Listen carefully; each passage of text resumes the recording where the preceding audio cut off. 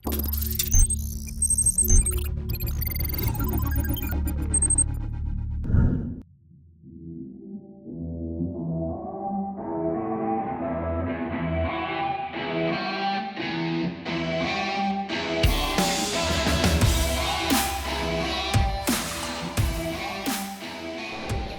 that is a familiar face, isn't it? We have seen that earlier, and that is during the reveal of the Aura.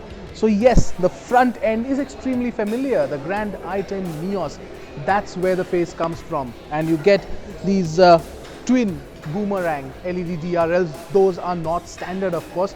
But overall, it just enhances the look of the car. Of course, the car that we saw in the sketches earlier is completely different than what you see as a finished product. But it does look very muscular up front, and all these slight blemishes and even the muscular arches that come up on the bonnet really enhance the look of the car, especially up front. 15-inch alloy wheels on the top end variant, 14 on the base. So a lot has been thought about when it comes to fuel efficiency, as also the way it will drive on road. But there's one aspect which we haven't seen earlier, and that's the interior, and that's what we're going to look at first.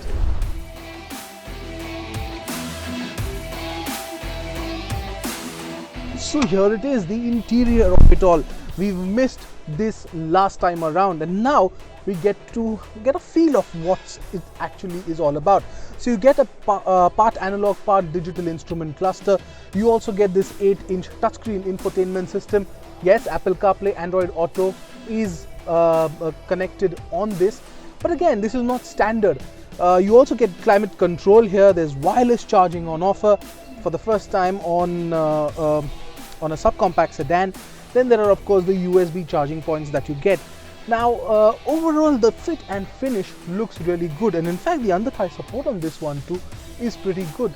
So it actually is pretty much spacious, though the wheelbase is 2450 millimeters, which is actually similar to the Desire.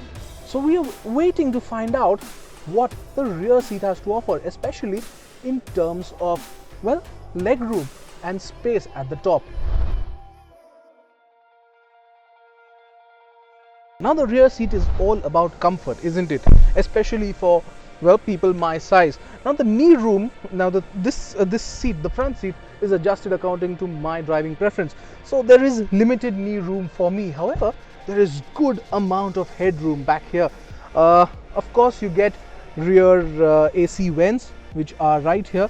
Then of course, there is another 12-volt charging point for all those sitting behind.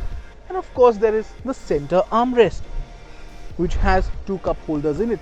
Very valuable and extremely sensible decision to go with this, considering that a lot of people love to sit at the rear. Of course, no 60-40 split seats at the rear, so a lot could have been done, but it's not done. However, let's check out what's at the back now. Now the boot space is also the rear design.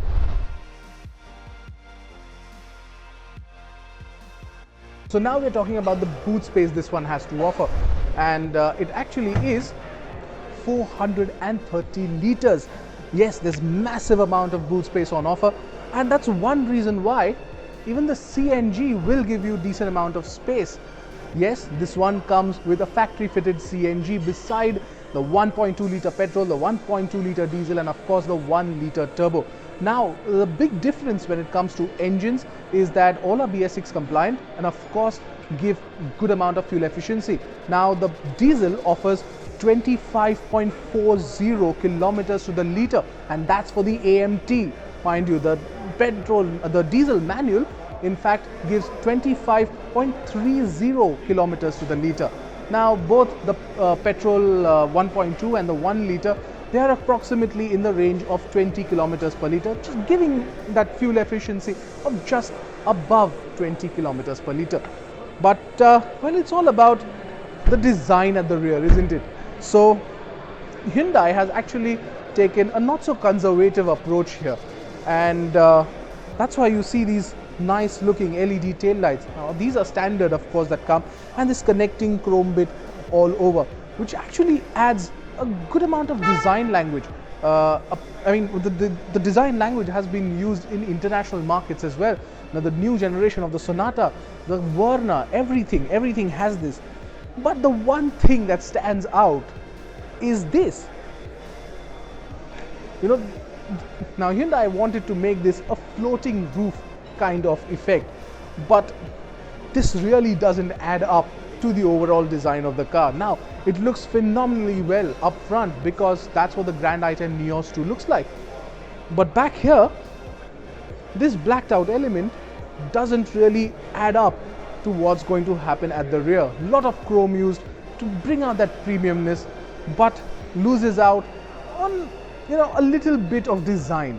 So minus points definitely for the way this subcompact sedan looks at the rear.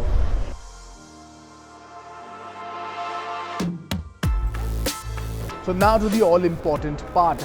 Well, the prices. That's why we are here.